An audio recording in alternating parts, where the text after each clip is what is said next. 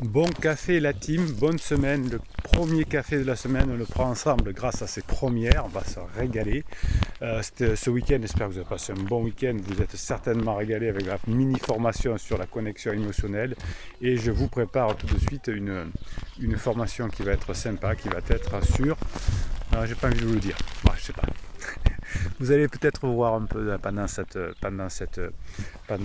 vidéo, ça va peut-être vous donner des idées sur la grosse formation qui va sortir cette semaine et vous en avez besoin.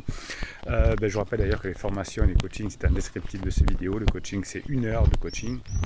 Et c'est 15 jours de suivi avec plein de formules, des formations offertes, etc. Et le catalogue de formation est un descriptif de cette vidéo. Et vous avez un descriptif de cette vidéo aussi. Le bouquin, Comment sauver son couple, le tome 1, les neurohypnoses et tout. N'en jetez plus Bruno. Restez bien jusqu'à la fin de cette vidéo, car à la fin des vidéos, vous me demandez de vous faire des mini-coachings à partir des questions que vous posez sous ces vidéos. Eh bien, c'est devenu une habitude. Je découvre en même temps que vous les questions que vous me posez. Et en force, je vous réponds, je vous fais des mini-coachings avec. Alors aujourd'hui, on va parler finalement de légèreté, d'inspiration. L'idée, c'est que souvent, on veut convaincre des personnes en ayant des arguments et on n'y arrive jamais. Alors si votre conjoint est en crise, vous saurez que ça ne sert à rien de le convaincre. C'est, comme je le dis parfois en coaching, si vous avez une discussion entre quelqu'un qui est Front National et l'autre qui est Mélenchon, on n'a jamais vu quelqu'un qui, à la fin de la conversation, disait oui, tu as raison, ça fait 20 ans que je vote Front National, je vais changer immédiatement, ou pour la chasse, ou pour la corrida, ou je ne sais quoi.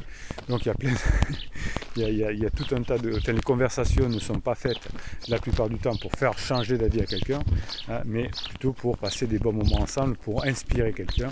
Et si vous avez compris ça, vous aurez augmenté les chances d'obtenir vos objectifs dans votre vie, de vendre des produits, de récupérer votre conjoint, etc.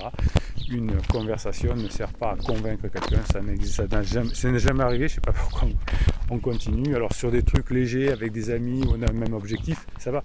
Si on a le même objectif en disant on veut partir en vacances tous les deux, ok, et à la fin de la conversation on peut se convaincre en disant effectivement tu as raison, j'avais pas pensé que les frontières étaient fermées à cette époque-là, dans ce pays-là, donc d'accord, tu m'as convaincu, on ne peut pas y aller à cette époque-là.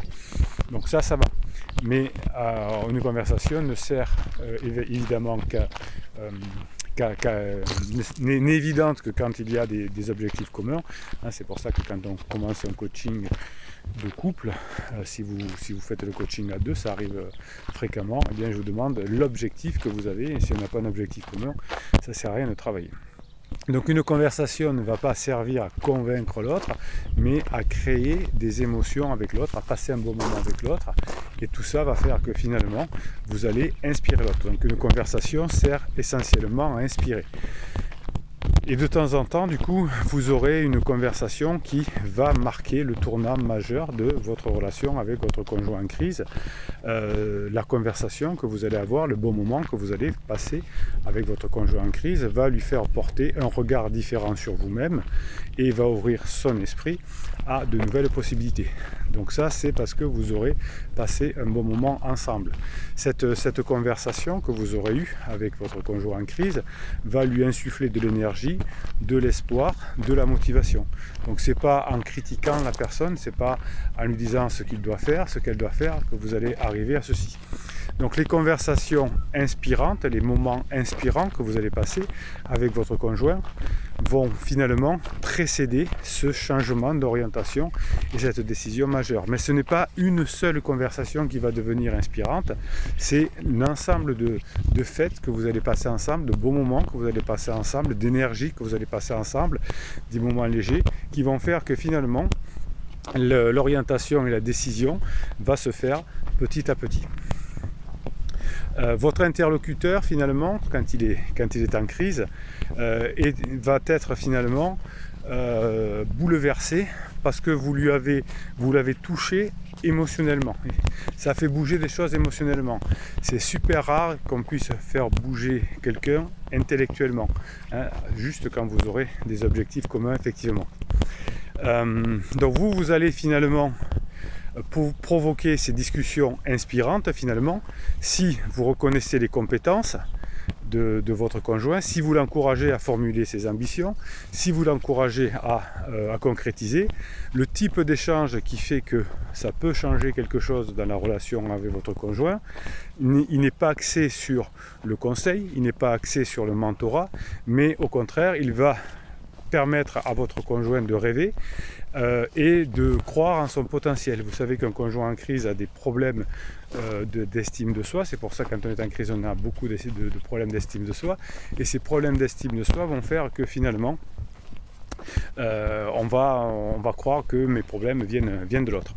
Donc pour qu'une vraie connexion s'établisse, et vous avez fait la formation ce week-end je suppose sur la mini-formation express sur la connexion, pour que la vraie connexion puisse s'établir avec votre conjoint en crise, vous devez lui envoyer un signal agréable, fort, précis, qui permet à cette personne en crise, à ce conjoint en crise, à discerner vos intentions et vos motivations. Il faut que votre conjoint sente dans vos intentions et vos motivations quelque chose de positif. Ça marchera, vous pourrez appliquer tout ceci dans votre vie de tous les jours avec vos clients, avec vos enfants, etc.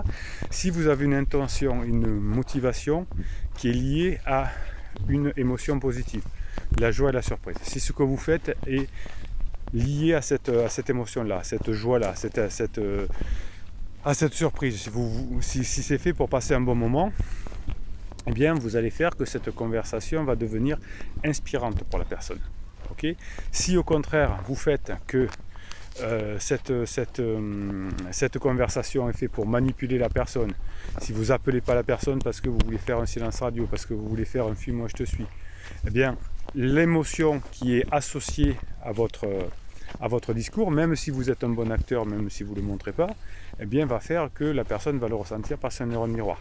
Donc l'intention avec laquelle vous le faites est primordiale. Et l'ensemble des conversations inspirantes que vous aurez à avoir avec votre conjoint va lui faire changer d'émotion vers vous, à condition que vous ayez changé d'émotion. Alors évidemment, la personne qui est en crise a très peu de facilité pour se remettre en cause, donc ça va passer par vous, cette remise en cause. Et lorsque vous buvez le café ce matin, là, comme en ce début de semaine, eh bien vous allez vous dire quelle est l'intention positive que je vais pouvoir mettre ce matin à mon conjoint en crise. Donc finalement, les conversations inspirantes ont 3 composantes, c'est ça que vous allez pouvoir donner à votre conjoint. Premièrement, ces discussions-là qui vont être à la fois légères et plaisantes vont être transcendantes car elles vont aider votre conjoint à se dépasser en se permettant de voir au-delà de la réalité quotidienne. C'est l'inverse des périodes que vous avez eues en phase 2, c'est-à-dire le train-train quotidien, c'est la partie aventure. Si vous arrivez à montrer à votre conjoint qu'il y a des choses différentes qui changent, il y a des perspectives stimulantes parce que vous passez des bons moments ensemble et parce que vous allez changer, c'est à partir de là que vous allez pouvoir changer les choses. Si vous faites par exemple un silence radio, évidemment ça ne sert à rien puisque c'est même contre-productif, puisque vous n'allez pas pouvoir montrer à la personne qu'elle passe des bons moments avec vous et que vous avez changé. Les relations que vous allez avoir avec votre conjoint de façon plus inspirante vont les inciter à réaliser leurs rêves, à mettre le doigt sur le fait qu'avec vous, il y a peut-être des rêves qui sont à nouveau possibles, et vous allez du coup permettre à votre conjoint en crise d'être plus réceptif à votre relation, en créant des réactions positives. Chaque fois que vous allez donner à votre conjoint en crise une réaction positive, eh bien ça va être, vous allez devenir quelqu'un qui est influent à nouveau pour votre conjoint. Vous ne pourrez pas provoquer quelque chose de positif, vous ne pourrez pas provoquer l'inspiration, c'est plutôt l'événement que vous allez créer, le bon moment que vous allez passer avec votre conjoint en crise qui va jouer le rôle de catalyseur. C'est pas vous, c'est le bon moment que vous avez passé. Donc vous allez déléguer le bon moment que vous passez avec votre conjoint, à ce bon moment vous allez lui déléguer l'amélioration de votre relation. Donc c'est pas vous qui allez améliorer la relation, c'est le bon moment. Et puisque vous allez passer ce bon moment avec la personne, eh bien, il y a des chances que petit à petit l'imagination, la créativité de votre couple revienne. Et si vous arrivez à imaginer à nouveau des bons moments ensemble, eh bien, il y a des chances effectivement que votre situation s'améliore à nouveau. Donc à moins d'écouter et de tenter de comprendre et d'introduire de manière délibérée une conversation positive, c'est-à-dire que vous l'aurez préparé, vous l'aurez mis en tête, vous saurez pourquoi vous la faites. Je veux passer un bon moment avec votre conjoint. Et bien finalement, ce bon moment que vous allez passer va être un des moments, et il y en aura plein ensuite, qui feront que j'ai une autre vision de ma relation avec mon conjoint. En réalité, votre conjoint, c'est pas à vous qu'il en veut, c'est à votre relation. Et donc si votre relation change, s'il passe des bons moments avec vous, et bien au moment du point d'inflexion, au moment où le pansement l'aura saoulé, et bien c'est à ce moment-là que vous allez revenir. Je vous invite à voir la formation sur le point d'inflexion si vous ne savez pas ce qu'est le point d'inflexion. Et donc si vous arrivez à inspirer votre conjoint en crise, à passer des moments de badinage, d'humour et de sexualisation, et bien c'est à ce moment-là que vous allez pas à pas améliorer petit à petit la relation avec votre conjoint. Ce qui est important, juste avant que je vous fasse aussi le mini coaching suite à vos petits messages que vous me mettez sous, gros messages que vous me mettez sous les vidéos. Vous savez qu'il y a un moment important, c'est les mèmes, c'est les images des mèmes avec des petites phrases. Et l'image avec le mème va vous permettre effectivement de faire quelque chose qui va être super agréable, c'est de vous motiver toute la journée. Chaque fois que vous m'envoyez un mème sur mon WhatsApp, je vous les mets sur votre canal Telegram. Et le canal Telegram, c'est le canal des pirates. Vous allez sur l'application Telegram, vous tapez canal Bruno Marchal et comme par hasard, vous allez tomber sur les mèmes des pirates.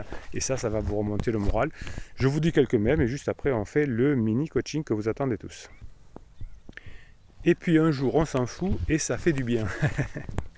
J'adore. Oui, effectivement, si vous mettez trop de pression sur votre comment on appelle ça, votre conjoint en crise, plus vous allez mettre de la pression, ben moins bien ça va marcher. Vous l'avez compris, vous savez comment ça fonctionne.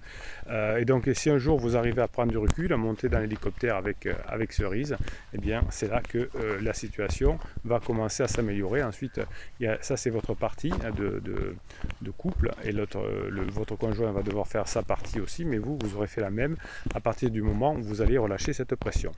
Lâcher prise, ce n'est pas renoncer. Alors lâcher prise, c'était la formation de la semaine dernière. Lâcher prise, ce n'est pas se résigner. Lâcher prise, c'est avoir la sagesse de laisser s'accomplir la vérité la meilleure pour nous. Oui, et la vérité la meilleure pour vous, c'est d'être la meilleure version de vous-même. C'est-à-dire que vous allez, grâce au lâcher prise, pouvoir être la personne qui utilise au top de son potentiel et même, grâce aux formations, grâce au coaching, d'améliorer votre potentiel. Et si vous arrivez à améliorer votre potentiel, évidemment, votre vie va changer petit à petit. Et c'est comme ça que vous allez augmenter la possibilité de retrouver votre conjoint qui est en crise. Allez, pour commencer, un message de Gazelle. Mince, YouTube a effacé mon message. Oui, alors ça arrive, je ne sais pas pourquoi.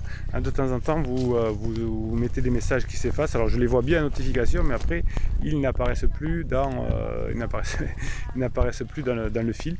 Donc là, Gazelle a eu le bon goût de copier son message avant et de le recoller ensuite. Salut la team, vidéo qui tombe à pic pour garder le cap. Alors c'était comment avoir le courage de sauver son couple. Ça c'était une vidéo qui était sortie donc la semaine dernière si vous regardez ces vidéos en première. C'est le moment pour moi, Criseux s'est encore fait jeter par pansement.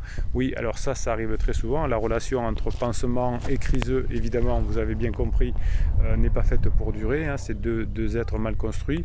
Si je suis pansement et que je suis bien construit, je sais que je ne vais pas aller avec un homme ou une femme qui est déjà en couple et qui a des enfants et dont la relation n'est pas terminée, car je sais que statistiquement, ça va mal se terminer. Donc pansement mal construit et Criseux devrait savoir aussi que tant que ma relation avec mon conjoint n'est pas terminée, je ne peux pas en entamer une autre. En tout cas, il va y avoir trop de tensions qui vont abîmer ma nouvelle relation. Donc si vraiment je suis intelligent et que je veux vraiment avoir une belle relation avec pansement, eh bien il faudrait que j'attende que ma relation avec mon conjoint soit terminée. Donc effectivement, les relations avec pansement ne fonctionnent pas et très souvent d'ailleurs, je vois ce que vous me dites, c'est il y a eu pansement 1, pansement 2, pansement 3, ça peut arriver. On ne comprend pas vite quand on fait des crises existentielles. On dit ah le premier n'a pas marché, ça vient pas de mon mari, ça vient de pansement 1, pansement 2 ça n'a pas marché, ça vient pas de... Donc c'est jamais de sa faute quand on est en crise, etc. Donc Criseux s'est encore fait jeter. Effectivement, on n'a pas trop envie d'être avec des personnes qui sont en crise à part vous, évidemment. elle veut plus le voir, il revient à la charge par message. Eh bien oui, il a raison, il est mal construit, il n'a pas compris que ça ne fonctionnerait pas. Et elle lui dit non, je t'ai demandé de choisir et tu n'es pas avec moi, alors je ne veux plus te voir. Ah oui, donc c'est l'inverse, j'avais mal compris. Donc vraisemblablement, pansement avait commis l'erreur de mettre de la pression. Évidemment, comme la relation n'est pas terminée avec vous, ben, Criseuse n'a pas pu lui dire ben, c'est fini la relation, donc elle n'est pas allée au bout de ce qu'elle avait dit. Donc vous voyez bien que d'ailleurs le déclaratif fonctionne avec vous, mais fonctionne aussi avec pansement. Oui, je vais quitter mon mari, oui, je vais quitter ma femme, t'inquiète pas, etc. C'est que du déclaratif. Malheureusement, le pansement est comme vous au départ. Le pansement n'est pas un pirate et il croit le déclaratif, et effectivement ensuite ça se passe mal. On dit tu m'avais dit que et tu l'as pas fait, donc je peux te voir. Donc Criseux est triste, ben oui, de toute façon, quand on sème de l'orge, on a de l'orge, quand on sème du blé, on a du blé. Quand on sème du blé, on ne peut pas avoir de l'orge, donc si on sème qui sème le vent, on récolte la tempête, donc il a sémé le vent, il a la tempête et il est triste. Mais c'est pas votre enfant, hein, vous voyez, là on dirait presque un enfant. Il n'est pas agacé comme les autres fois, mais il est fatigué, triste et en plus a mal au dos. Ça sent la phase d'épuisement. Hein, vite, la mini-formation sur la phase d'épuisement. Vous l'avez disponible en descriptif de cette vidéo. Criseux me répète que je suis sa petite femme pour toute la vie. Ben voilà que c'est beau ça. Bon, allez, il faut que je garde le cap et surtout maintenant, c'est à moi de jouer. Allez, faut foncer. Hakuna Matata, les pirates. Ouais, ça c'est la nouvelle Hakuna Matata, c'est le nouveau baseline des pirates. Ben, ça me plaît beaucoup. Vous avez bien choisi, j'adore Hakuna Matata, c'est quelque chose qui me plaît. Donc vous voyez qu'encore une fois, ben, il y a encore un pirate ou une pirate cette fois en l'occurrence, qui va récupérer son conjoint qui a attendu la phase d'épuisement. Vous voyez que toutes les relations criseuses, pansement se terminent, et que si vous êtes un pirate et si vous avez fait ce qu'il faut, si vous n'avez pas trop commis d'interdit ni de propulsion, eh bien c'est comme ça que vous récupérez votre conjoint. Merci Gazelle, encore un pirate qui va revenir ensemble. Ben, vous me faites plaisir, je sais que je devrais rester neutre, je sais que je devrais m'en foutre, mais moi je suis un coach qui m'en fout pas, j'ai tort, je sais. Mais je suis content quand vous revenez ensemble parce que vous donnez du mal, vous faites les formations, vous faites les coachings, et quand vous faites les formations et les coachings, ça fonctionne, et je suis content parce que voilà, des fois vous me dites c'est grâce à vous, je dis c'est pas grâce à Bruno, c'est pas grâce à Capitaine Pirate, c'est grâce à votre travail que vous avez fait, hein. Les personnes qui passent du temps à se dire victimes du comportement de leur conjoint, eh bien, ont des difficultés à y arriver, et ceux qui travaillent comme Gazelle y arrivent, et je suis content de votre travail, et c'est pour ça que je suis heureux quand ça fonctionne. Je me dis, les formations que je passe beaucoup de temps à vous faire, les coachings que je vous fais le week-end pendant les vacances, etc., et le soir parfois, et la journée bien sûr, eh bien je sais que ça paye, et bien, finalement ça me rend toujours heureux. Allez, on se retrouve à 19h pour l'apéro du soir, et regardez toujours des vidéos en première, et puis demain matin à 7h45, et je continue à vous préparer la formation de cette semaine. Vous avez une petite idée sur ce que va vous apporter la formation de cette semaine. Allez, je vous en dis un peu plus dans les prochaines vidéos.